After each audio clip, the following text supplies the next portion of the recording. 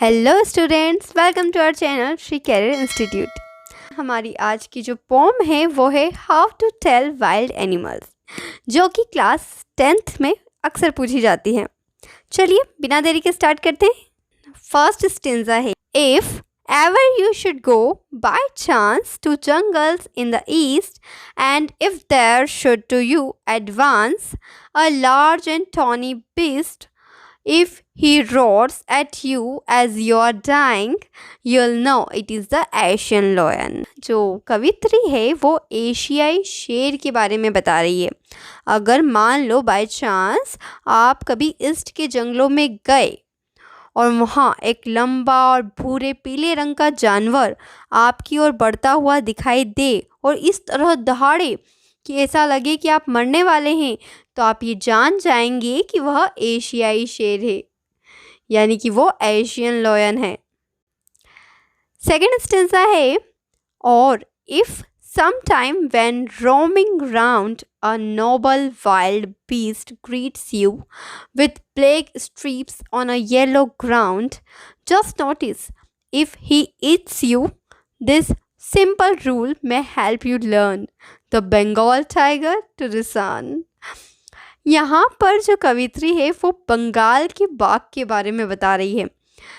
मान लीजिए किसी समय भटकते हुए किसी इंसान का सामना एक शाही जंगली जानवर से हो जाए जिसके पीले शरीर पर काली धारियाँ हो, तो केवल ये ध्यान रखिए कि कहीं वह आपको खा न जाए। उसका जो डरावना रूप होता है ना, वो जो डरावना दिखता है, यही आपको ये जानने में मदद कर देगा कि वो बंगाल का बाघ है, यानी बंगाल का टाइगर है। थर्ड स्टेंजा है, if strolling fourth a beast you view whose hide with spots is peppered as soon as he has leapt on you, you'll know it is the leopard। 12 to do no good to roar with pain, he'll only lap and lap again। यहाँ पर कवित्री तेंदुए के बारे में बता रही है। अगर आगे टहलते हुए किसी को एक ऐसा जानवर दिखाई दे जिसकी खाल धब्बों से ढकी हुई है और वो तेज़ी से छलांग लगाए, तो वो जानवर तेंदुआ ही हो सकता है। दर्द से चीखने से कोई फ़ायदा नहीं होगा, क्योंकि तेंदुआ बार बार उछलता ही रहता है।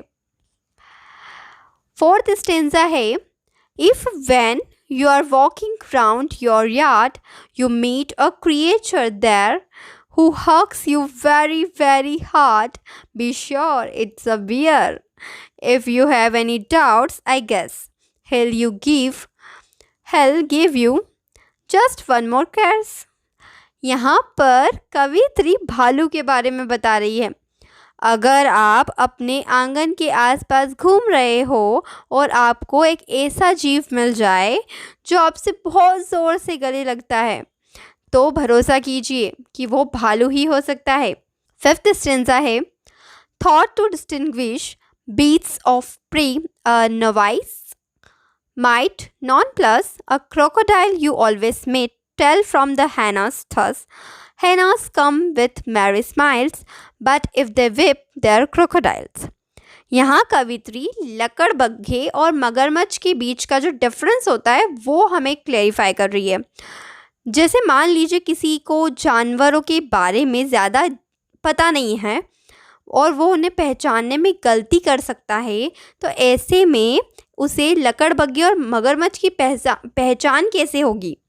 इसमें ना डिफरेंस बहुत आसानी से पता चल जाता है, क्योंकि ऐसा इसलिए होता है क्योंकि लकड़बग्घे हमेशा मुस्कुराते हुए दिखाई देते हैं, जबकि मगरमच्छ हमेशा ऐसे नज़र आते हैं जैसे वो आंसू बहा रहे हों। तो ऐसे आप पता लगा सकते हैं कि कौन लकड़बग्घा है, यानी कि हैना है, और कौन क्रोकोडाइल है। नेक्स्ट है, the true chameleon is small, a lizard sort of thing। He hasn't any ears at all and not a single wing। If there is nothing on the tree, tease the cameron you see। यहाँ कवित्री गिरगिट के बारे में बता रही है। एक वास्तविक यानी कि एक रियल गिरगिट एक चिपकली की तरह छोटा सा जीव होता है। उसके कोई कान नहीं होते, ना कोई पंख होता है, और अगर पेड़ पर कुछ नहीं है तो जो आप देखते हैं वह गिरगिट होता है। मतलब गिरगिट तो आपको अक्सर देखने को मिल ही जाता है। आई होप कि आपको ये पोम समझ में आई होगी, मैंने अच्छे से एक्सप्लेन किया है। फिर भी अगर आपको कोई डाउट हो तो आप मुझे कमेंट करके बता सकते हैं। और अगर इस पर आपको एक्सरसाइज के ऊपर बेस्ट भी वीडियो चाहिए तो आप मुझे कमेंट करके ज़रूर बताइए, ताकि मैं उस पर भी आपके लिए वीडियो प्रोवाइड कर पाऊँ। Thanks for watching this video. Take care, bye bye.